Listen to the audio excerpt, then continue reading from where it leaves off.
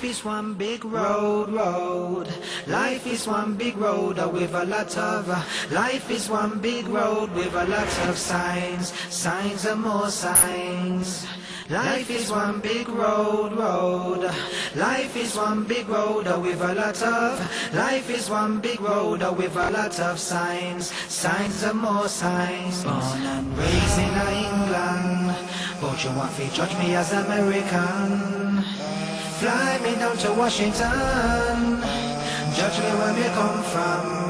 Calling to the nation of England, I don't care where you come from. If you believe in justice and freedom, sign the petition. That's why I say life is one big road with a lot of signs. Signs and more signs. You gotta make up your mind to sign. You gotta make up your mind to sign, yes. Assalamu alaikum wa rahmatullahi wa barakatuh. Brothers and sisters and friends, thank you for joining us again on Deen Matters. Today we're asking the question, who is Babar Ahmad? This is a very important question. Why? Because we are a community and we are trying to do our best to make sure that everyone in our community is looked after. And here we have a situation where this brother, this gentleman, has been in prison for more than 7 years. Without charge, and now he's going to be extradited. Or this is the threat is to extradite him to the US, where many fear he may not get a free trial. Now 100,000 signatures are required to ensure that he stays in the UK. So I have my wonderful guests here today, Victoria Britton and Ahnu Mafil from Cage Prisoners, and Victoria is a journalist. Now, the first question I wanted to ask Victoria is, you've been on this show before. We're talking about another brother who is Amr Shaka. Shaka Amr, yeah, I was going to get that. Now, basically, I know many people are dying to ask. I mean, you have this passion to try to help people in these situations here. And first of all, I mean, obviously, people want to ask, like, you could be at home with your feet up, a cup of tea or whatever, and, just maybe like have it on the news or something. Why are you here? Well, I'd be ashamed of myself if I didn't do the small things I can do, which is sometimes write things and sometimes speak about the cases that I've researched. And Arno spoke earlier about how he finds every case that he's looked at is a huge miscarriage of justice. Well, it's the same for me. And all these cases, I'm a journalist, so I work on my cases. I don't just take them given. Yeah. I do the research, and the level of injustice that I've found in so many of these cases, but the particular two that you've highlighted here, first of all, Shaka Amr, who's still in Guantanamo Bay, although the Americans said 3 years ago they never had anything against him. So why is he still there? Why is our government unable to get him out? And secondly, this case of Babar. I find it astounding that not one MP in this period, I know his own MP has visited him and has asked questions about him, but not one has made what I would call a serious row about it. It's completely shaming for us as a society that we can be silent about this kind of injustice. And, for me, it doesn't matter if he's British or Chinese or Muslim or whatever he is. This is wrong. And everybody should find it wrong. And once you find it wrong, you have to do something about it. You can't just say, oh, that's a pity. You'd feel ashamed if you did. Yeah, I mean, sometimes, as I said, people do tend to sit down and think, okay, maybe somebody else is taking care of it. The Muslim community, we, even just in humanity, we have a responsibility, and, we have to make sure that we are there helping and helping. Sometimes, it's a bit disappointing. People will say that, they say, okay, look, there's wonderful Victoria, she's helping, when, we ourselves should be doing something more about it. Well, don't forget, it's much easier for me. I'm a middle-aged English lady, non-Muslim.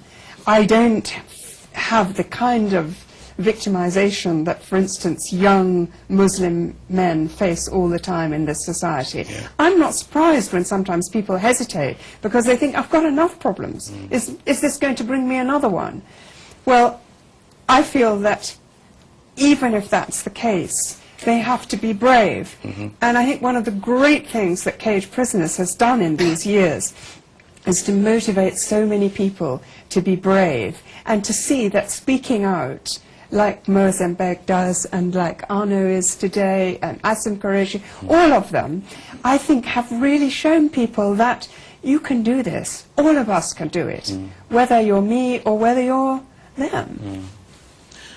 Yeah, there's something I'd like to say, that as Muslims, that's an obligation for us to help the Muslim prisoners.